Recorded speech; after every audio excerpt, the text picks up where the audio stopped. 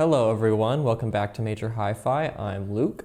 Today we're going to be talking about an IEM from a company called Ikko. I've heard it pronounced literally a million different ways. I can't figure out which one is correct, but I'm gonna say Ikko. And this is the OH10 Obsidian, and this is a hybrid IEM, so it contains a dynamic and balanced driver. And this runs for $199, so it's, not super cheap, about moderately priced. And yeah, let's start off by taking this out of the box, seeing what's inside and what it looks like.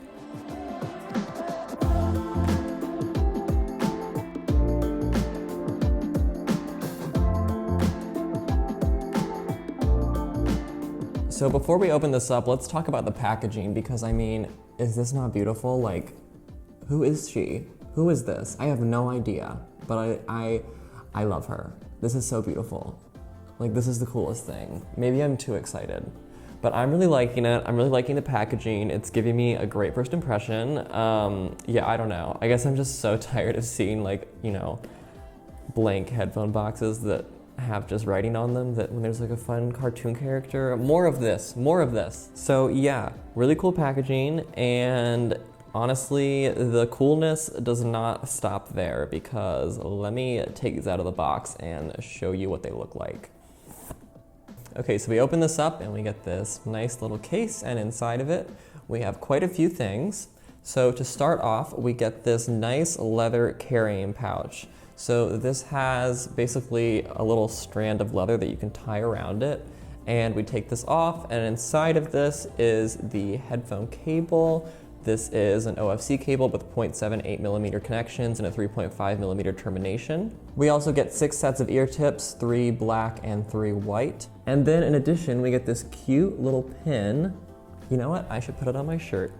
All right, well, you can't really see it, but I'm wearing it, so that's fun. All right, so let's get to the main event here. These are the OH10. Come on, like, what? These are so cool. They literally look like moon rocks. I just did a review of C Audio's Neo, which are also beautiful, but I gotta say, these are giving them a run for their money in the looks department, because these are so cool looking. I love this polished exterior with the sort of natural curvatures and texture to it. They have this really smooth, flat body, which makes them so comfortable. These are about as close as you're gonna get to a custom IEM feel with a universal IEM. They really do feel great, and you forget they're in your ears so fast. As I say in all my videos, I feel like IEM fit is definitely pretty hard to mess up, at least at this point in the game, but there is a way to do it, extra well. These do it extra well. And yeah, they feel a little bit heavy in your hands at first, a little bit weightier because of, I guess, the material, but once they're in your ears, no, you can't feel them at all. They're like a perfect fit, shoe in, and they just stay there really firmly, but you don't feel them in your ears at all. So these are really, really comfortable, and the material is just so smooth and feels so nice. And then once again, they just have this killer look to them. So I'm a big fan, clearly, of the looks on these. So once again, these are a hybrid IEM, so they have a 10 millimeter dynamic driver and a balanced driver. On the inside, they are coated in platinum, which is supposed to improve their sound quality. And then on the outside, they're coated in titanium, which is supposed to prevent scratching. And then they have this copper cavity, which paired with their driver is supposed to create resonance and distortion reduction and whatnot, and create a more delicate sound, allegedly. So let us talk about how these sound. So overall, the OH10 is less focused on some, really big cuts or really big boosts, and it more so zeroes in on a lot of definition and punch.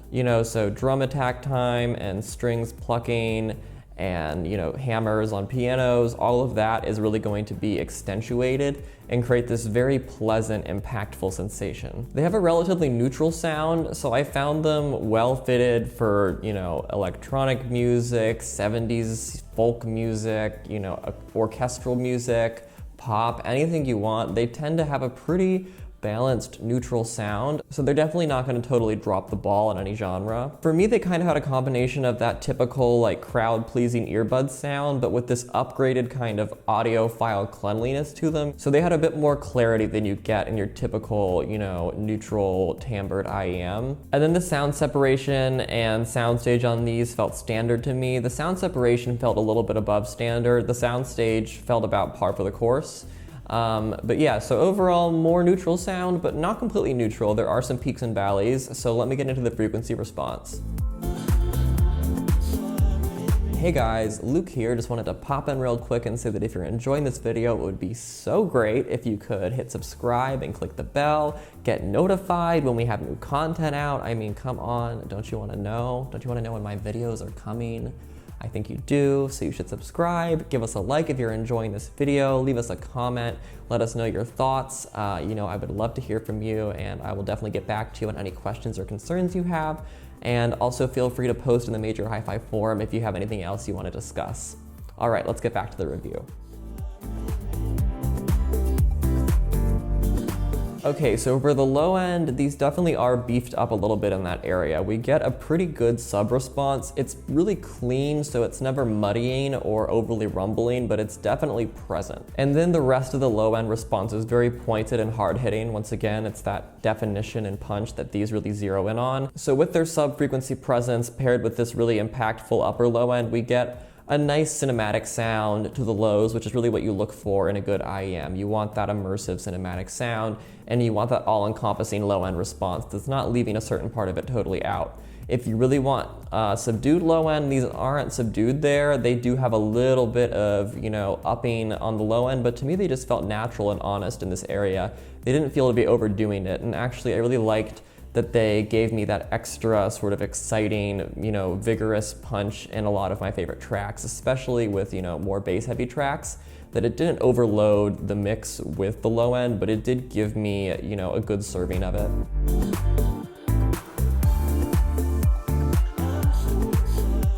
So for their mid-range, the OH10 definitely do lean into that neutral kind of balanced sound. The low end does, like I said, have a little bit of a boost on it.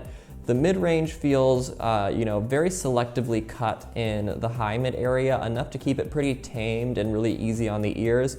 Not so much that it feels hollow or scooped out, but definitely a really cleaned up high-mid, and then a bit less forward comparatively low-mid, so we don't get a ton of warmth, a pretty average level of warmth, which for me is enough. I don't like overly warm sounding IEMs. If you want that really overt warmth, these might not quite give it to you, but to me they felt like they had the right amount. In terms of the boosts in the high mid, they're very subtle. They definitely boost more the textural kind of breathy area of the spectrum. So we get that nice airiness to vocals and that kind of extra, you know, added detail retrieval in those areas. I listened to the song Older by Parcels. I like to test this song. It has a very clean mix, and so I can really pick out what's going on and what's being changed about it with any IEM.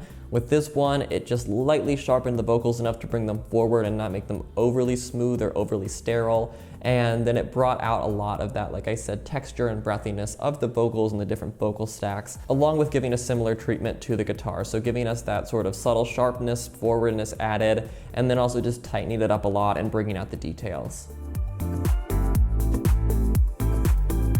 So for their high end, the OH10 are definitely bright but gentle. You know, they're very easy on the ears here, kind of similar to the mid-range, though the mid-range definitely does comparatively have a little bit of just a light bite to it. So there's no sense of grit or shrillness in the high end, but there's definitely a noticeable boost. There is a distinct sense of shimmer going on in the high end. So you're gonna get that extra presence in things like hi-hats and, you know, percussion in those areas, or string instruments, you know, anything up there. And you're gonna also get a little bit more of, like I said, that breathiness from vocals and whatnot, and just that overall kind of shine sensation. It's not the hugest high-end boost I've ever heard. It's not like a total plateau on the whole high end, but it's definitely not super late in the spectrum in terms of boosting the high end. So it's definitely a noticeable sheen, not a super wide layer, but it's there. So if you want a darker IEM, you might not want to go with these, but overall the high end felt like a crowd pleaser, and it's definitely brighter but far from anything polarizing.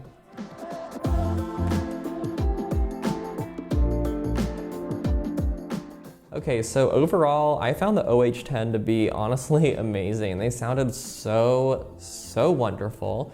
They're very lush and they have that light warmth to them, but mostly just focused on a lot of detail, presence, and punch. Just a really great impact from these. If you want a nice balanced neutral sound, these definitely don't go really crazy on any of the cuts or boosting. Maybe if you're really bass sensitive, you might feel these were a little bit bass heavy, but for most people, they'll just feel like a nice natural bass sound. And if you're looking for an IEM in this price range, but you're worried about getting one that has some glaring attribute to it that just kind of rubs you the wrong way a lot, you know, some IEMs have very extreme parts to their sound signature and their timbre that really might just sort of ruin the sound for you, and it's scary to be buying one, especially if you don't get a chance to listen to it first, which you can't always get.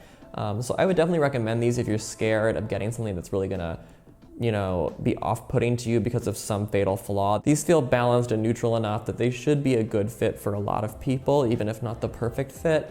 And, you know, if you want something super extreme, maybe not, but for the most part, I really think that these would be great as, you know, an entry-level IEM or something if you're looking to get into being an audiophile, or maybe your upgraded IEM if you've been, you know, in the 40 to 50 range and you want to get an upgrade to a nicer one. This could be a really great place to start. So yeah, beautiful looking and beautiful sounding IEM. I had a great time listening to it, and I'll definitely be listening to it some more. If you want a deal on these, this video is sponsored by Audio 46. They're currently selling it for $149 as opposed to the normal $199. So if you're looking to get these, go ahead and save yourself some cash. And if you want to compare these to other IEMs in a similar price range or outside, or IEMs, you know, of a similar build, then check out Major Hi-Fi's IEM ranking tool. I will link that in the description. And yeah, that is all I have for you today. So I'll be back very soon with some more reviews per usual. And until next time, happy listening.